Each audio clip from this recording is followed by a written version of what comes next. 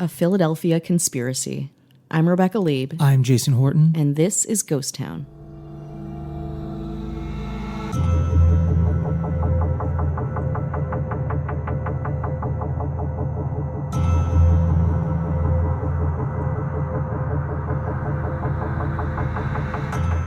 It was October 1943. The United States government authorized an experiment that would render its ships undetectable by radar. The experiment took place on a ship in Philadelphia Harbor. For 41 years, the government denied it ever happened. I don't believe this. The Eldridge has vanished. Of course she has. She's radar invisible. No, sir. She's really vanished. In October 1943, at the Philadelphia Naval Shipyard in Philadelphia, Pennsylvania, the USS Eldridge allegedly was made invisible and involved in time travel. Are you interested? Say what?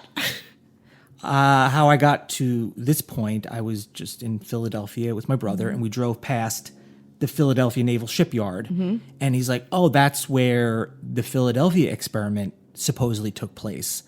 And I was like, I hadn't thought of that name in a while. I only remember it from the 1984 movie, The Philadelphia Experiment, which is a pretty kind of popular-ish 1984 movie based on what supposedly happened at this naval shipyard. And it is definitely in the world of conspiracy. Ooh. But I remember the movie. I never saw it, but I remember kind of seeing the VHS box. And I initially confused it with the Manhattan Experiment. And I was thinking about the movie with Tom Hanks. In Philadelphia. Sully? Just Philadelphia. Oh. I like where your head's at, though. There were two separate sets of bizarre, not just one, but two. So if you're out there and you're a conspiracy theorist, granted, this is very interesting. If you're a skeptic, and I'm going to say relatively rational, Skeptics. people are well aware that this is something that did not happen.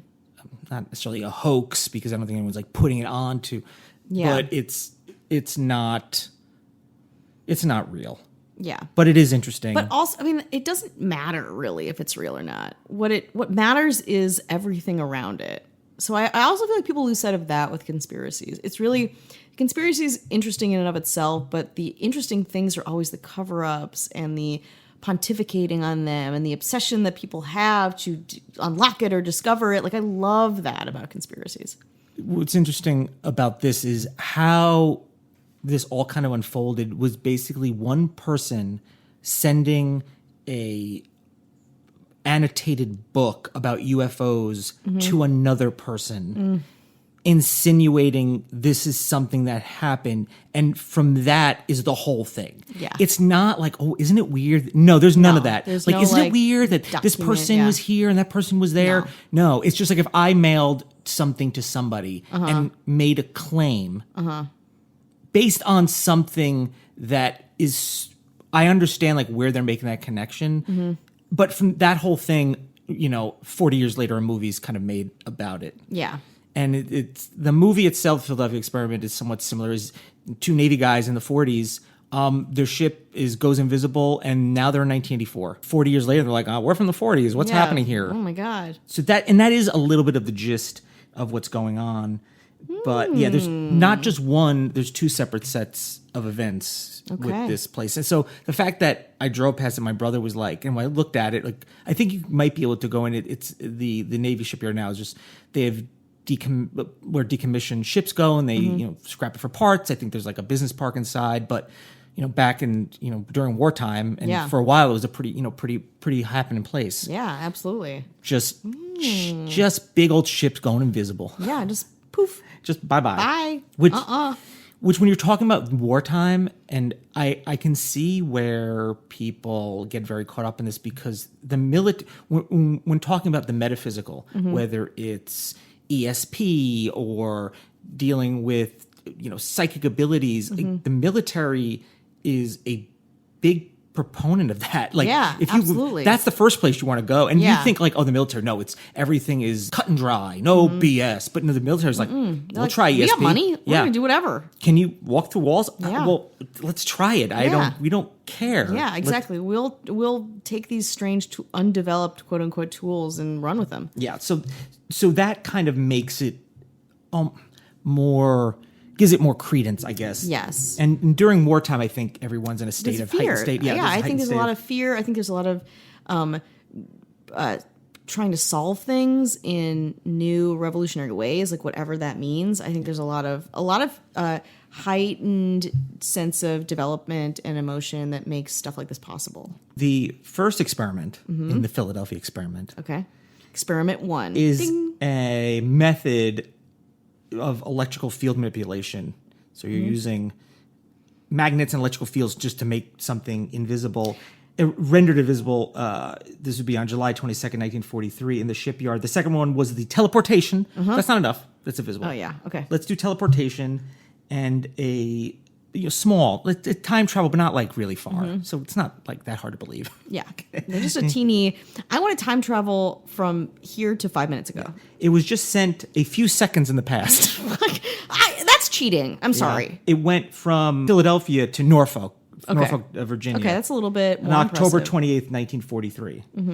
And then there's the tales of like when the ship, and I think you've seen this movie, like when when it goes from one place to another, it changes the structure of where you're standing.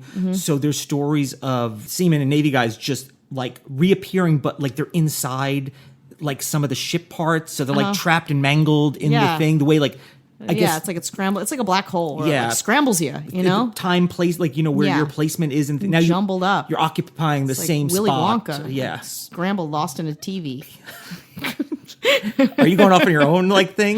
You're like, what does Wonka have to do with this? Like, where'd you get that hat? Yeah, like why? going on? What about the Wonka vision that you're talking about? So that was a big part of it. The lore of the second experiments on the Andrew Furseth view, they were there watching the Eldridge, so they were seeing it in this one. Yeah. And as it teleported, so they were like, "Oh, we saw it. We weren't on it, but we saw it happening." It wasn't like, "Oh, in late 1944, people were like, hey, did you hear this was invisible?" No mention. It's just black ops. So before the 1950s, there were no rumors of teleportation, invisibility in North America at all. Like it just, nobody was talking about it. And we discussed UFOs, like a Betty and Barney Hill episode, Sure. a Zeta Riculi, abduction. You want to check Yes. that out. So we've dabbled. Yeah, We're we do. dabblers. We dip our big toes in this. But in the shit. 1940s, there wasn't, at least on a grand scale, you might be like, well, I found someone that Yeah. said something then. But as far as like in public consciousness, it didn't exist. And not in North America, there, in other parts of but let alone Philadelphia. In the Yeah. city of brotherly love, you know what I mean? Oh yeah, not there. There's all love. There's no human scrambling. So this is the name that is the one that kind of set this in motion. Carl Allen, using the alias Carlos Miguel Ooh, Allende. sexy. Yeah. It's like I like how it's like I can't even. I need to make some ridiculous like ethnically divergent name for myself. Well, it's a Carl Meredith Allen, and then the alias was Carlos, just add an OS. Meredith changed to Miguel, and instead of just Allen, just I add miss the the DE days at the where end. men's middle names could be Meredith. Yeah. Or first name Meredith Burgess Meredith, yeah. Yeah, Burgess Meredith. Yeah, Oh. so it's the last name, you know what I mean? Yeah, whatever. Let's get more Meredith in our lives. Anyway, continue. So he sent a bunch of letters and books to an astronomer and somebody who was, I believe that was like kind of in the ufologist world. Morris K. Jessup wrote some books, The Case for the UFO, which was popular for him. And so Allen, Carl Allen, or Carlos Allende, he claimed to be on the So Andrew ridiculous. Furseth, the one that could see What's happening. See Yeah. what's happening from the Okay. other ship during the second experiment, and he witnessed the Eldridge emerge into the waters of Norfolk, Virginia, and then just quickly disappear. Okay. So, all right. So Carl Allen, he didn't have any proof when he witnessed it in October 20th, 1943, but there's a couple of different claims. Yeah. So it's what he claims, and then what actually probably happened, what the other claims are. But his claim was that Morris Jessup was like, you've sent me these books. It was his book that he sent. He made all these annotations in it, and I'm going to read some of the letters from Carl Allen. It's all online. It's pretty bonkers. Yeah. Oh, I can't wait. I cannot it's wait. Pretty interesting. So he, it was Morris Jessup who had some credence in that world. Yeah. Because he was also a man of science, so people kind of. But I'm took it sure he then. had a following too with the books that he published, and I'm sure it would be a mouthpiece for this guy to get his word out. But Jessup died 4 years after his first contact with Allen from an apparent suicide. What? Yeah, and we'll get to. That's a lot where the conspiracy also kind of lives and breathes. Getting a ship thousands of tons, there's got to be documentation because it's an experiment that the U.S. did to be like, hey, here's how we win a war, and there's none of that. But on the date of the invisibility part on July 22nd, 1943, the USS Eldridge hadn't been commissioned, hadn't yet to be commissioned. They spent the day of the teleportation.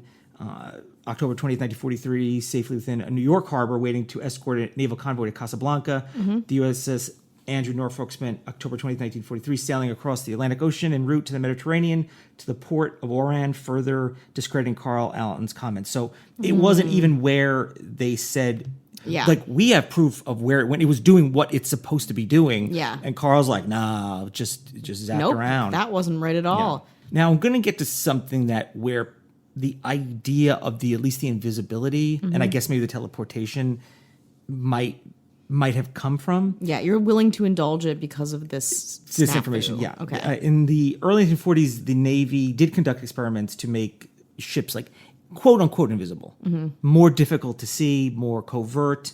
Yeah. But it wasn't technically invisible by the use of degaussing. I don't know how to pronounce it. Degaussing. Oh. Degaussing. What is that? Oh. It is I'm glad you asked, Rebecca. You're like, I have no answers. Podcast over.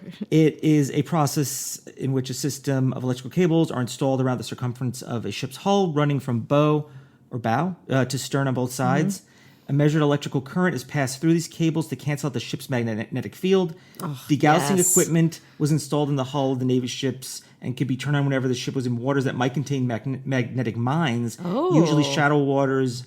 In combat areas, it could be said that degaussing, which is a thing, not just for ships, if it was correctly done, makes the ship invisible to the sensors of the magnetic mines, but the ship remains visible to the human eye, radar, and underwater listening devices. So you're making it the invisible, undetectable is probably the better word. Yeah, invisible is a sensationalized version of what seems very useful in a lot of contexts. Yes. I also love stuff like that. I love like magnetic field stuff. I love magnet. We don't talk enough about magnets on this podcast. No. There's so much to them. How do they even work? Like the Insane Clown Posse? Well, they haven't figured it out either. How are we going to figure it out? So now we're there's no real information. It's again just this kind of hoax that happened, or I guess it's not really a hoax. Like I said, unless it was done to who's to say what is a hoax, what is not a hoax. In 1951, the United States transferred the Eldridge to the country of Greece. Greece christened the ship the HS Leon, using the vessel for joint U.S. operations during the Cold War. The USS Eldridge met an unceremonious end with the decommissioned ship sold to a Grecian firm as scrap after 5 decades of service. The secret of what's probably what really happened. So the secret of this experiment was kept for 12 years until one day Morris Jessup, the author of the book of the UFOs, was unexpectedly summoned to the U.S. Naval Office. Okay. He was like, this is not expected. I did not have this in my planner. What are we talking about here? So the ONR, the Office of Naval Research, had received in the mail a copy of Jessup's UFO book. And we're going to find out a little more after this break. No, it's break. So we have a pretty cool Patreon episode up right now. Yes, we do. If you're into like Hollywood murder, that's a bit topical. Yes.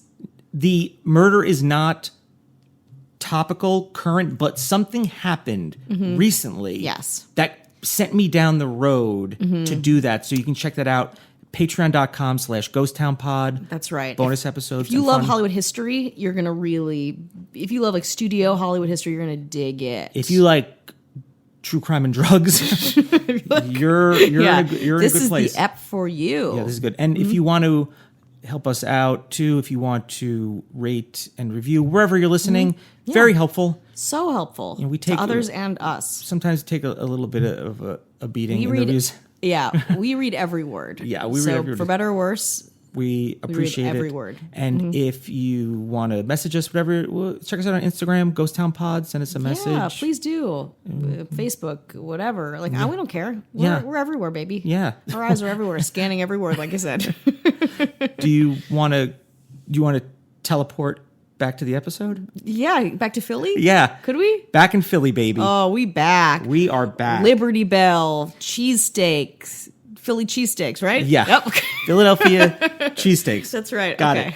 it. You got it. That's I'm done. That's the tour. But I was in Philadelphia, and I've done. There's 3 episodes that are going to come from that area. This being one of them. There's 2 more. There's 2 I more. didn't know this. Oh, I was doing my homework. The Holy Trinity. Well, I sent you of the one about. I Philly. sent you that video of that the cult cave. Yeah. Remember that? I sent you that? Okay, that's gonna be an episode. Okay. It's You pretty whispered free. it. I don't want to give it away. Okay. Jason has a thing. He sent it to me. It's going to be very cool. It's going to be Okay? very cool and very weird. So I went and Yeah. discovered that. And then there's one more that I went to. If you're into American kind of strife and urban struggle, we're going to have some fun. I'm ready for some fun. Actually, one of my favorite weird places is also in Philly, and I want to plug it very quickly. It's called the Muter Museum. It's the sister to the Museum of Jurassic Technology. Oh, I which would is have here checked in it out if I Culver would have City. known. Shoot, I don't even think, honestly, I knew you were going to. I knew you were traveling because we didn't record last weekend, but I didn't know you were going to Philly specifically. Yeah. But it's really cool. I actually have the book here. It's a museum of oddities. Okay, so this might be So something you'll be back. That's something, We'll be something back. to check Yeah, out. maybe we'll talk about it on here some more. Who knows? Who knows? Who knows? But right now, I'd like to. So we're gonna get back. Morris Yeah. Jessup. He's in the Office of Naval Research. They got a copy of Jessup's book with a bunch of wacky handwritten annotations. Hell yeah. If you don't have some scrawling, like weird penmanship, you don't deserve to be a conspiracy It's theorist. perfect though. It's Yeah. perfect. All the notes were in the same handwriting, but in 3 characters in 3 colors of ink. What? So it was the same handwriting written differently in different colors of ink. I don't know if they were to delineate like what, like, oh, this green ink means this. You know, I don't know what it was. Green means go. Red means aliens. Purple means I'm hungry. Yeah, it was all hungry, so they were like, all right. The notes revealed all the details of the Philadelphia experiment, and the Office of Naval Research wanted to know if Jessup was like, who is this person? What is this? What is this? Yeah. It was a paperback copy of The Case of UFO in a manila envelope marked Happy Easter. Nice.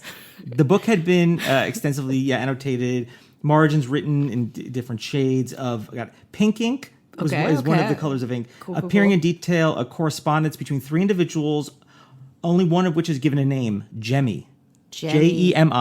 Of course. And the ONR, the Office of Naval Research, labeled the other 2 Mr. A and Mr. B. So A, B, and Jemmy. Yep. That's not A, C. B, Jemmy. No.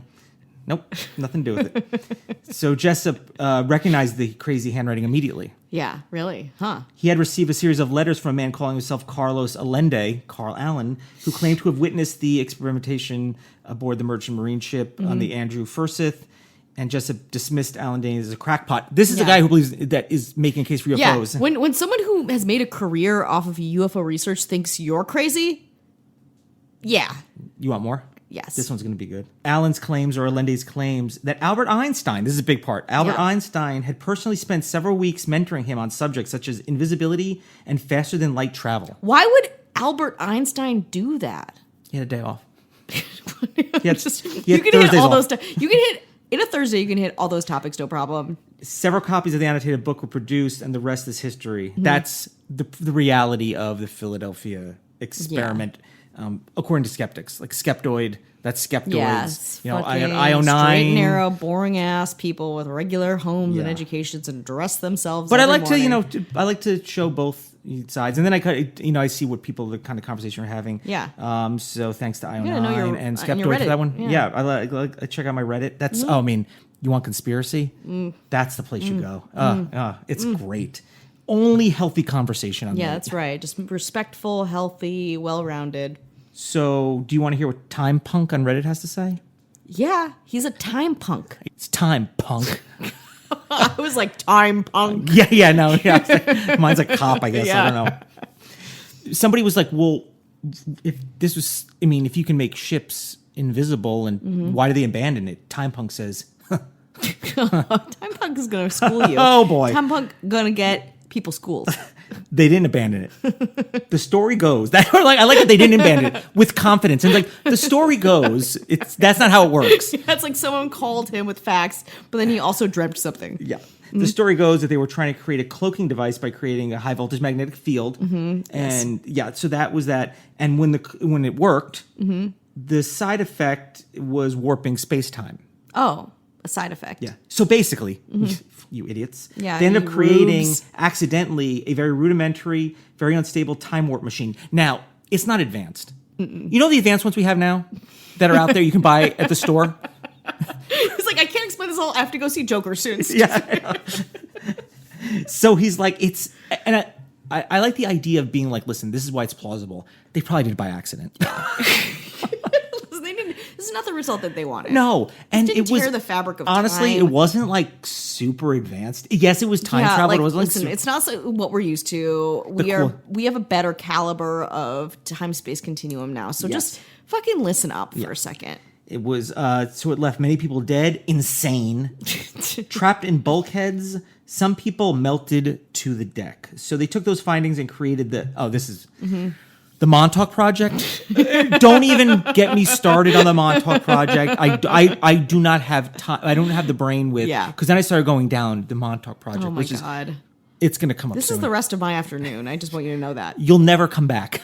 Uh-oh. You'll be like, I did travel time. Why is it 2:30 in the morning? So they took this, the Montauk Project, and this kind of goes hand in hand, which used those findings to develop a number of different technologies that would take advantage of time warp that they're keeping from you because, This is not advanced and we can't handle it. Now, there's somebody who was like, I'm going to come forward and say, yeah, it's real. Because some people were like, What brave soul did that? only one, so far, Carlos Allende, Carl Allen was the only witness. But 1988... Thank you for calling him by his insensitive moniker. I know. You're like, I'm going to do this to dignity it deserves. Al Bielik came forward in 1988, and 4 years after the movie came out, Okay. he claimed that he was aboard the Eldridge when it disappeared, and then he'd been brainwashed to forget it. It was only after seeing the movie depicting the life events really? that memories had come flooding back. Whoa. He went into a theater and saw some actors do a bad job of enacting a conspiracy, and how convenient. He's got information he found from the movie in his brain now. Now I want to talk That's about crazy. it. I'm the Joker now. yeah. It's weird. Like I didn't realize I was the Joker until I saw the movie Joker, and I was like, "Oh, I am that." Yeah, I guess I'm going to say. Yeah, it's based on me. But I like because the movie version was really just based on a true story. Yeah. In fairness to the movie, it was a science. In 1984, like you'll make a science fiction movie that's kind of military based. Perfect. Yeah, I know. Now I want to read some of the letters and annotations from Carl Allen. There's so many. yeah. The pages are out there. Okay. This is all caps, by the way. How would you like to actually speak to, parentheses, or some of the underscore capital, the men, into parentheses, a man who was once an invisible human being, question mark, underlined, parentheses, may become so in front of your very eyes if he turns off his hip set, end of It's a parentheses. hip set. They don't want you to know. Okay. You got brainwashed. It's probably a rudimentary one, not like the modern ones we have today. I'm a stargazer, Mr. Jessup. I make no bones about this, and the fact that I feel that if handled properly, it's underlined, i.e. I presented was like, to it's already in caps. No, the other, that was in lowercase. Oh. He chilled down. Okay. Handled properly, i.e. presented to people in science in the proper psychologically effective manner, all capital underlined. You can go back down to lowercase. Okay. I feel sure that man, which is capital, will go where capital H he now dreams of being, to the stars via the form of transport that the Navy accidentally stumbled upon, parentheses, to their embarrassment. Imagine, like, hey, what'd you do this weekend? I don't want to talk about it. Yeah. I was looking at porn. What did you do? I accidentally discovered time travel. You freaking loser! What a loser! How embarrassing for you. Man. The other countries are going to be like, "What a loser!" Yeah, That's an advantage. Yeah, exactly. We don't get it. When their EXP ship took off and popped up a minute or so later on several hundred sea travel trip miles away at another of its berths in the Chesapeake Bay area. There's pages of this. I can't. I love the rantings of crazy people. Yeah. It is, you can't follow it. You just gotta ride the wave, baby. Yeah. I love saying, it's like, it's believable. Because let me tell you something. It's like by accident. It's like embarrassingly by accident. You're gonna believe it because like no one thought this was gonna happen. So like, of course it did. Yeah, it's not like you showed me a timeline and I don't believe it. Yeah. A timeline of World War I? No, I don't believe it. Things that pop up in thin air with magnets. It was an accident. Because if they set out to do it and it happens, you're like, I'm skeptical. Yeah. But when they were just like, I was just swabbing the deck. Oh, yeah, exactly. Like, I don't know. Yeah. Now I'm a puddle. That. Okay.